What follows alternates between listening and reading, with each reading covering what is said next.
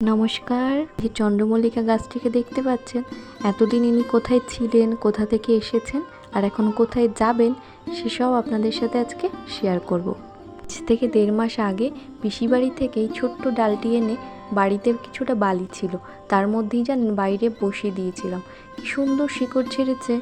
ভাবলাম এবার নতুন একটা থাকার জায়গার ব্যবস্থা তো করে দিতেই হবে। চারাটিকে তোলার সময় জানেন বুঝতে পারলাম শিকড়টা বেশ অনেক দূর পর্যন্ত গেছে। চলুন এবার মাটিটা রেডি করে নিই। এখানে আমি বেশ কিছুটা গোবর সার নিয়েছি। এই বড় বড় দলাগুলোকে ভেঙে দেবো এইভাবে।